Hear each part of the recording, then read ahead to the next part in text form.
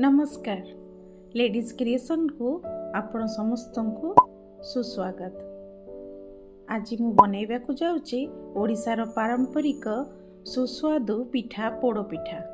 एठी आपण माने देखंतु मु कौन सबु नेइची चाउलर बटा चाउलर बैटर आउ गुड़ ड्राई फ्रूट्स गोलमरीच गुंड गुजराती गुंड तेजपत्र अदा छेचा नड़िया कोरा आउ किछि 2 चमच बड़ चमच रे 2 चमच गुआ घी। पोड़पिठा काहाकू भी न भल लगे खाया पाई, समस्त को पोड़पिठा अति प्रिय होता है। आमर ओडिशार संस्कृति रे पोड़पिठार व्यवहार तो प्रायतः होता है। जमिति कि रथ यात्रा समय जगन्नाथ को माउसीमा मंदिर रे पोड़पिठा भोग लगा जाय थाए। रजरे तो पोड़पिठा नहले न चले, सेमती आज बाट ओषा थिला सेथिपाई पोड़पिठार प्रस्तुति मु करिछि।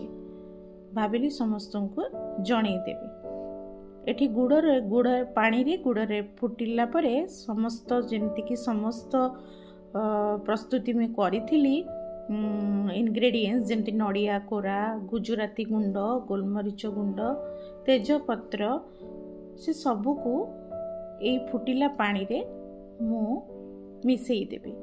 किछि समय ताकू सिझिबा पई छाड़ी दबा। 5-6 मिनिट भितर ये संपूर्ण भाव में नरम होई सिझी जाइथिबो आ गुड़टा भी पानी सहित भल कि मिसी जिवो। किछि समय फुटिला परे एई चाउलर जो बटा चाउलर पेस्ट मु एथरे मिसेई देबी आ ताकू भल भाव में जंती देबी। आ ता धरे 2 चमच गुआ घी दबाकू मोटे भूलिबे नाही। आ पोड़ीबा पाई गोटे लुहार कड़ा तारे किछि पाउंस पानी टिके और कत्ता टिके नहीं ताकू बहुत समय ये निआरे बसिबो तो सेथिपाई टिके मोटा लुहा कड़ा नेबे। आउ जेमति कि पाकळ पत्र कदली पत्र तादरे रखिबा आउ तादरे जंतणी को साइज गोल करी देई दबा। आ पत्र रे भल भाव रे गुआ घी मारी देइथिबे। हाथ रे टिके गुआ घी नहीं ए पिठा को आमे सेप दे दबा।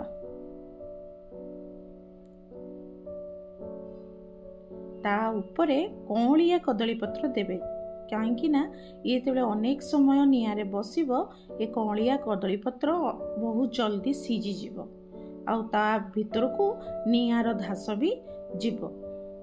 भल भाव रे कदली पत्र को गुड़ाई देबे न तो पाउंस कि रडर निआ जेमती पिठा भीतर को न जाए खाली ऊपरे रही ताको सिझिबा को सहाय्य करिवो। एठी चुली रे बहुत आगुरु मु रड प्रस्तुत करि देइछि। बहुत भल भाव रे धीमा धीमा आंच रे ए पिठाटी हबो सेथिपाई रडर आवश्यकता जरूरी काहेकि ना एठी बहुत जोरे माने हुतु हुतु निआरे ये पोड़ पिठा हबो नाही काइना तळ जळी जिवो ऊपर सिझी नथिबो। सेथिपाई केवल रडर आवश्यकता हुए।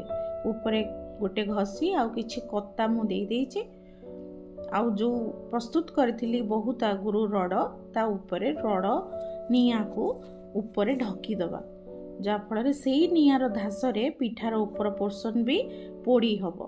पोड़ पिठार ना तो सेइथि पई पोड़ पिठा हैछि काहेकि ना तळ भी पोड़ा जाए आ ऊपर पार्ट भी तार पोड़ा हुए।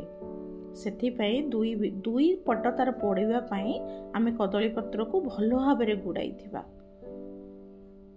एठी ऊपर निया रड आ किछि निया कता ता ऊपर दे दोचे काहेकि ना सेई नियार धास रे से पूरा सिझी जिवो। कम से कम 2 घंटा ये पूरा धीमा आंच रे एमती बसी थिबो ताको पोड़िया पई बहुत समय लागे।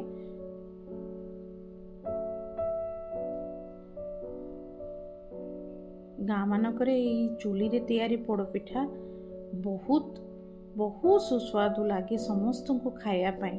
सहर रे रहउथबा लोक हुए तो माने जानी परिबेनी आउ करी तैयारी भी करि परिबेनी। सेथिपाई एई प्रस्तुत हे गला पोड़ पिठा।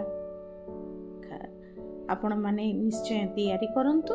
एमती चुली रडरे कोई कोइला आंच रडरे भी आपण तैयारी करि परिबे। निजे करंतु समस्त को खुआंतु। Thanks for watching. Don't forget to like, share and subscribe my channel. Thank you.